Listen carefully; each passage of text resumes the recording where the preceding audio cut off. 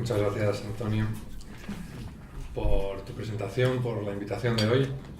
Gracias al Foro de Madrid, a todos los presentes por la convocatoria. Para mí es un honor poder estar aquí con todos vosotros. La verdad es que yo, para introducir el libro, habitualmente lo que digo es que hay que echar un vistazo a la cita inicial que lo abre, ¿no? Es una cita de Bobby Kennedy, el que fue en su momento, en los años 60, del 60 al 63, fue Attorney General, que es una mezcla un híbrido entre el ministro de Justicia y también fiscal general del Estado en Estados Unidos con su hermano John Kennedy. Él decía que básicamente las críticas más profundas muchas veces vienen por un profundo idealismo y de amor también por el propio país. Yo no soy estadounidense, pero he vivido en Estados Unidos y sí que siento un gran afecto por esa nación. Entonces, todo lo que sea hablar bien de ellos viene de eso, y todo lo que sea no hablar tan bien de ellos viene sinceramente por ese afecto que siento por ellos, y también pues por una sincera búsqueda de la verdad, que yo creo que nos interpela a todos los que estamos aquí. También creo que es un paralelismo bastante interesante lo que ocurrió hace escasos 2 meses en Washington, precisamente, en la universidad donde yo estudié, y que tuvo repercusión finalmente también aquí en toda Europa. De hecho, salen los medios de comunicación de mayor relieve en nuestro país, y fue el caso que se trató la esclavitud y su relación con la Universidad de Georgetown. El problema de la esclavitud viene en concreto con relación a esa universidad porque hubo una serie de personas que recientemente protestaron porque consideraron que era un agravio el hecho que descubrieron de que sus antepasados fueron vendidos con sus familias por la universidad hace 180 años. La venta fue para saldar unas deudas que la universidad tenía en su balance, y aquello evidentemente a día de hoy nos resulta algo escandaloso. Como son los americanos y como es esta universidad, con un criterio muy sólido y muy lógico, decidieron investigarlo y formaron un panel de expertos con profesores de historia, con estudiantes, con gente involucrada, había al menos 2 o 3 jesuitas de la universidad, y hicieron un estudio durante varios meses. Y al final, lo que salió en los medios de comunicación aquí en España, en televisión y en los periódicos principales, fueron las conclusiones de ese panel. Al final, por supuesto, han tomado medidas, les van a dar los estudios gratis a cualquier alumno descendiente de esas familias que fueron vendidas en su momento, y hay una petición de disculpas y perdón por ese hecho. En el vídeo promocional se explica que le resultaba duro analizar el lado más sombrío de su historia. Bueno, pues eso es lo que he hecho yo en este libro, porque aparte de hablar de todo lo bueno de la política exterior estadounidense de los últimos 50 años fundamentalmente hasta el día de hoy, también lo que he querido hacer es hablar de esas zonas sombrías, de esa parte menos buena, porque creo que a todos nos conviene intentar ser imparciales y conocer la verdad completa para así poder ir mejorando el futuro. En concreto, la conclusión que uno saca del libro es que los Estados Unidos, desde luego, son la primera, pero no solo la primera, sino la única potencia mundial verdaderamente global de toda la historia. ¿Es un imperio o no es un imperio? Pues yo personalmente lo califico como imperio silencioso o imperio suave. El término imperio ha sido utilizado sobre todo por sus detractores, pero también recientemente se utiliza por muchos académicos y expertos que son favorables a la política que realiza los Estados Unidos en líneas generales. El hecho es que el término imperio se está aceptando. ¿Por qué? Y porque es quizá el único verdaderamente global de toda la historia. Si uno echa un vistazo a su situación en la actualidad, más de 700 bases militares repartidas por todo el orbe, y adicionalmente a esas 700, cerca de 300 bases secretas, lleva la cifra a unas 1000, cuando el resto de imperios de la historia, pues la cifra era muy inferior. Sí que es cierto que los imperios del pasado eran distintos. Los imperios del pasado tenían magistrados, cobradores de impuestos, los ciudadanos de las colonias tenían un vínculo, pero era un vínculo distinto de ciudadanía. Esto es otra cosa, es una cosa distinta. Pero yo, el primer capítulo del libro, por estructurar también la breve conferencia al unísono con el propio libro, el primer capítulo establezco una serie de paralelismos con el pasado y, bueno, no iré muy a detalle, pero lo que sí es cierto es que hay diferencias también en el caso español, que ya que estamos aquí, a mí me gustaría mencionarlas porque tiene relación con lo que voy a decir al final. La diferencia fundamental con España y su imperio es que en España yo veo dos cosas cruciales. En España se prestó una atención especial a todos los ciudadanos también de las colonias. De hecho, fueron considerados como miembros de España, ciudadanos de España. Era otra España, eso en primer lugar. Y en segundo lugar, hubo un interés por parte de los propios monarcas, comenzando por Isabel de Castilla y su nieto y su bisnieto, los reyes de España, organizaron auténticas, pues igual que ha hecho la Universidad de Georgetown recientemente, como mesas de investigación con los expertos de aquel entonces, que habían estado también en América y en la Universidad de Salamanca, intentando descubrir si realmente el trato ofrecido a los ciudadanos de ultramar era el adecuado. Eso es algo único y eso demuestra que esos valores que tenían en aquel momento nuestros dirigentes conectaban directamente con el núcleo de los valores de la tradición occidental. Uno de ellos es la diversidad inclusiva. La diversidad inclusiva yo creo que es precisamente lo que se ha perdido recientemente en Estados Unidos y ha hecho que su política exterior y su acción en el mundo haya sido muchas veces muy positiva, pero otras veces no tanto.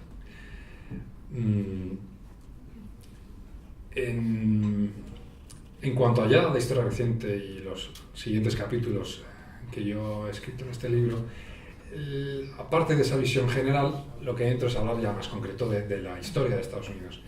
Yo creo que hay dos fechas ahí claves esenciales. Una es 1898 y otra es 1945. Hasta 1898 Estados Unidos tiene una ampliación de su geografía lógica y razonable y lo que pasa es que se convierte en el siglo XIX, ya a mediados, en la primera potencia económica mundial, ya en aquel entonces, pero no tiene una acción muy agresiva en el exterior, lo que los expertos denominan que hacen todos los imperios, que es intentar conquistar, intentar avanzar, lograr mercados donde vender sus bienes y servicios, sobre todo bienes en aquel entonces, conseguir materias primas, recursos naturales de las zonas conquistadas. Estados Unidos no hace nada de eso, pero en el año 1898, aparte de su poderío económico, logra un cambio político, y es que el poder ejecutivo tiene suficiente fortaleza como para tomar determinadas decisiones con independencia del legislativo. Ahora todavía hay mucha separación de poderes, eso viene muy bien para la situación actual, pero en aquel momento el Congreso tenía más fuerza. En aquel momento el Ejecutivo se lanza a una conquista exterior, se provoca una guerra con España, ellos recuperan influencia sobre Cuba, Marianas, Filipinas, Guam, países de Centroamérica son conquistados temporalmente durante años. Ellos aducen que lo hicieron por una cuestión defensiva. Los académicos dirían por realismo defensivo, cuando se demuestra, hay autores que han demostrado, que las verdaderas razones son las razones habituales para una actitud imperial del pasado, que es la conquista de nuevos mercados, obtención de materias primas, etc. En cualquier caso es una fecha anterior, 1898. Después hay una serie de avatares que yo creo que no viene al caso especificar, pero la siguiente fecha muy relevante es 1945. Estados Unidos se encuentra en una situación ya muy especial, casi con obligación de jugar un papel político preponderante. Acaba la Segunda Guerra Mundial, se encuentra con un montón de bases británicas en su poder, una posición económica indiscutible, y a partir de entonces pues se genera un nuevo orden basado un poco a su imagen y semejanza, a sus propias ideas. Ese orden yo creo que es muy positivo. Es el orden basado en los acuerdos de Bretton Woods, que instituyen el Fondo Monetario Internacional para la estabilidad de las divisas, para establecer los tipos de cambio y también para lograr que el comercio internacional aumente bajando las barreras proteccionistas, lo cual beneficia a todos, siempre hay sectores perjudicados, pero beneficia a todos y al crecimiento general. También se funda la Organización de Naciones Unidas en Nueva York y allí, aparte de ser el primer objetivo, la obtención de la paz en el mundo, se pretende lograr la emancipación de las colonias de los antiguos imperios europeos, fundamentalmente en ultramar. No se está refiriendo, evidentemente, a lugares como Córcega, Escocia o Valonia, como es lógico, o como algunos también pretenden hacernos pensar. Eso es obvio que no es así. Se pretende sí que la libre autodeterminación de los pueblos de ultramar, y eso se consigue a lo largo de los años. Eso es una visión concordante con su propia cosmovisión y que está muy de acuerdo, yo creo, con la visión que nosotros tenemos hoy en día, ¿no? Pero aparte de esos puntos tan positivos, el mantenimiento de la paz, del comercio internacional, de aguas internacionales, la seguridad a través de la Organización del Tratado del Atlántico Norte, todo eso también tiene una vertiente más oscura y más negada, neglected, como dirían ellos, que está lo que se descubre en el libro y que yo creo que es bastante, por no decir, muy verdaderamente original. Me estoy refiriendo a los gráficos que se pueden encontrar en los mismos.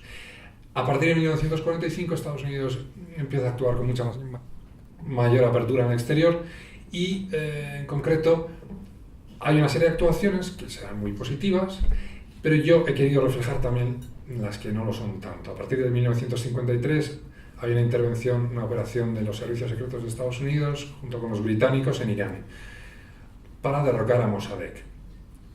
Después hay una serie de intervenciones militares, hay otras intervenciones de la CIA que yo no menciono y a lo largo de los años yo acabo con la de 2003, la conocido y muy conocida ya por todos, por lo reciente que ha sido, que es la intervención en Irak. Hay un factor común que une a todas ellas y es que el comercio internacional, sin una razón muy lógica, tiene un cambio brusco en la relación bilateral de los Estados Unidos con el país con el que consigue derrocar al líder local. Cuando se logra el derrocamiento, hay un cambio drástico e inmediato en la relación comercial entre ambos países.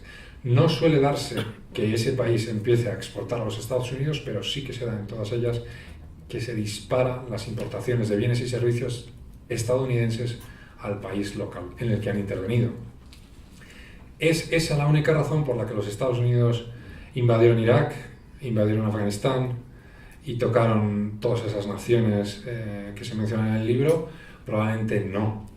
Era una razón importante, pues cuando uno comprueba los gráficos, desde luego ve que es una parte importante de la ecuación y eso es algo que desde luego habrá que cuestionar, porque aparte de esos otros muchos datos hacen o muestran que los Estados Unidos no han tenido esa benignidad siempre, en todos casos, específicamente en determinadas administraciones, con determinados presidentes, que luego podemos mencionar si queréis más en detalle. ¿Qué ocurre? Esto es bastante decepcionante para personas como yo. Entonces, pretendo contestar más preguntas en el libro. Aparte de qué ha ocurrido, quiero saber quién es el responsable y cómo lo ha hecho. Capítulo 5, intento contestar a esas preguntas. Evidentemente tiene esto que ver pues, con las élites económicas también tienen algo que decir. Pongo algunos ejemplos. Hoy está muy en boga hoy en día el antielitismo por parte de las propuestas más populistas. Yo creo que hay un punto de razón, al igual que todo el mundo, las élites dirigentes, las élites influyentes en cualquier nación se pueden equivocar. Y en este caso yo creo que se han equivocado en repetidas ocasiones. Es interesante el capítulo porque se habla de cuestiones que no se hablan de forma habitual. Intenta responder a esa pregunta, ¿quién y cómo lo ha hecho? Hay un penúltimo capítulo, que es el quinto, que va un poco más allá y pretende decir por qué, si esto ha ocurrido, estas personas actúan de esta manera en pleno siglo XX y XXI, ¿qué es lo que les ha llevado a esto? Es mera avaricia para llegar aquí a este punto, no tiene mucho sentido, mera codicia, afán de poder, es demasiado extraño. Yo voy más allá y planteo un paralelismo, más que nada una relación entre el origen cultural de los Estados Unidos, que se aleja de esa visión típicamente occidental, que es la diversidad inclusiva. Los primeros colonos puritanos que llegaron a Plymouth Bay a finales del siglo XVII tenían una propia filosofía y una visión muy específica del mundo, que es y ha sido muy positiva para los estadounidenses y para todo el mundo en algunas cuestiones concretas, en otras no tanto. Y es que tiene el germen que han tenido otras ramificaciones del pensamiento occidental, que es el germen dualista. El germen dualista acaba derivando en maniqueísmo. El maniqueísmo, el ver las cosas de una manera que requiere una respuesta más global, normalmente les da una respuesta demasiado sencilla, demasiado burda. A las grandes preguntas, a las grandes cuestiones que se plantea el ser humano, les da una respuesta demasiado básica. Y en vez de responder ambos, como suele responder o ha respondido en líneas generales Europa, respondía o uno u otro. Eso modifica toda su visión, luego os puedo dar más detalles al respecto, y les hace que tengan una visión bastante más maniquea, que les induce, en mi opinión, a pensar que algunos ciudadanos de países remotos pues quizá no sean dignos desde el punto de vista incluso filosófico, de los mismos derechos humanos o respeto que cualquier ciudadano estadounidense o local. Esa es la respuesta que le doy a la pregunta del por qué ha podido ocurrir todo esto, y al final yo creo que hay que dar consejos. En el último capítulo es lo que hago, consejos para el que buenamente quiera escucharme, y mi consejo es que recuperen los Estados Unidos su propia esencia. Su propia esencia es inclusiva, su propia esencia es verdaderamente occidental. Su propia esencia no es dualista ni maniquea, porque la fundación de los Estados Unidos de América tuvo lugar 100 y pico años después que el desembarco en Massachusetts, que por cierto ya había colonos en Virginia previamente. La fundación la llevan a cabo los padres fundadores, las personalidades más respetadas por todos los estadounidenses, que tienen una visión típicamente occidental e inclusiva. Ellos plasman esa visión en los documentos fundacionales de su nación, en la Declaración de Independencia, pero sobre todo en su Constitución y en las primeras enmiendas, entre ellas el Bill of Rights, los derechos. Yo les recomiendo a los estadounidenses que retomen también sus escritos acerca de qué política exterior y qué visión del mundo pueden tener los dirigentes estadounidenses. Choca frontalmente con esa visión dualista y genera, yo creo que lo que es un choque cultural que se tiene que dirimir, discernir, y que si recuperan la visión de sus propios padres fundadores, creo que su huella en el mundo, que ha sido en términos generales muy positiva, de aquí al futuro, de cara al futuro, puede ser incluso mejor. Esta es mi visión al respecto. Ahora, un par de minutos, porque yo creo que a todos nos interesa la actualidad. Ahora hay un cambio político drástico. Curiosamente, el nuevo presidente electo de los Estados Unidos proviene culturalmente de esa visión dualista. Luego os doy detalles al respecto. Eso explica también su actitud hacia los extranjeros en general y en contra de las organizaciones multilaterales, etc. Y supone un peligro evidente, ¿no? Si cumple sus promesas de abandonar a sus aliados tradicionales, pues se generará un vacío, y ese vacío al final tendrá que ser llenado. No me da ningún miedo su política exterior, a pesar de todo esto que estoy diciendo, porque yo creo que en los Estados Unidos el sistema va a funcionar. No solo hay una prensa suficientemente diversa, libre e independiente, sino que también, y principalmente, el Congreso Legislativo tiene mucho peso, tiene un papel que jugar, y por supuesto el judicial, con una gran independencia, con jueces en el Supremo y que es el constitucional que ellos tienen, verdaderamente independientes, porque son vitalicios y han tenido que pasar el escrutinio del Senado antes de ser nombrados. Por lo tanto, yo creo que yo personalmente soy optimista y tengo esperanza en que las cosas no irán tan mal, a pesar de las ideas que ha propagado y que ha lanzado en su campaña electoral. Otras ideas son interesantes, por supuesto. pero también en términos económicos es peligroso, y ahí es donde luego podemos hablar un poquito más en detalle. En cuestiones económicas ocurre lo siguiente: él ha ganado posiblemente porque, aparte de ganar en lo que llaman swinging states, los estados que a veces votan mayoría de un partido y otras de otro, en concreto este año ha conseguido también ganar, y eso le da la victoria, en una serie de estados que tradicionalmente son del partido opuesto, del Partido Demócrata. Wisconsin, Michigan, Pensilvania y también Ohio, se los ha llevado todos, le ha dado la victoria. Eran tradicionalmente demócratas, y esos demócratas han decidido esta vez votar al candidato republicano. ¿Por qué? Pues hay una situación que es análoga a unas situaciones que se están dando también en otros países de Occidente, en Europa, y es que hay una clase social creciente, denominada por muchos como precariado, que están sufriendo las consecuencias de algo que se considera, en este caso por el propio presidente electo, que tiene su base y su causa principal, por un lado, en el comercio internacional, por eso quiere ser proteccionista; manaterapia, porque los mercados lo que hacen es fomentar el crecimiento. Cuanto los mercados son más pequeños, uno protege a sus industrias locales, pero es una terapia temporal, porque al final sufre el conjunto. Por otro lado, él también cree que puede ser la inmigración, una inmigración demasiado descontrolada, también sí les está quitando empleos a estas personas en algunos casos, pero la causa fundamental, hay un profesor de Harvard español, Manuel Muñiz, que lo explica muy bien, en su opinión, y creo que tiene razón por el análisis que ha realizado y por la comparativa con las naciones europeas, hay unos cambios subyacentes mucho más profundos, que es la aplicación tecnológica a la industria. Está eliminando un montón de empleos de gente que no tiene estudios superiores y que no encuentra alternativa. Habrá que buscar una serie de soluciones al respecto, y las soluciones que está aportando en este momento el candidato, el ya presidente electo de Estados Unidos, que tomará posesión el próximo 20 de enero, pues evidentemente no son las mejores para una situación así, sino que más bien al contrario, probablemente empeoren la situación.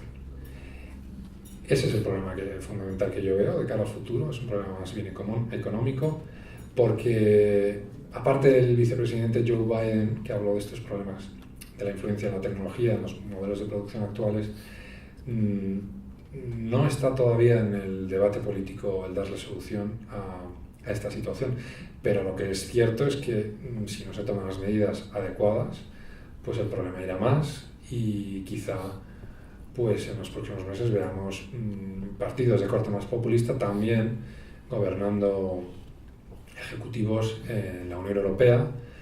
La Unión Europea puede llegar a romperse. Eso tiene graves consecuencias, porque evidentemente este tipo de organizaciones supranacionales generan problemas, inconvenientes, los tienen, se les puede criticar, pero en líneas generales han preservado la paz y la estabilidad europeas durante muchas décadas, decenios, y además pues han fomentado el crecimiento económico y el desarrollo. Si seguimos por esa vía de aplicar las recetas y las terapias inadecuadas al problema que tenemos frente a nosotros, pues la situación se enquistará y empeorará. En todo caso, yo creo que no voy a decir nada más, voy a dejarlo para después, para el coloquio, y nada más volver a agradeceros mucho vuestra presencia aquí y la amabilidad al haberme invitado. Muchas gracias.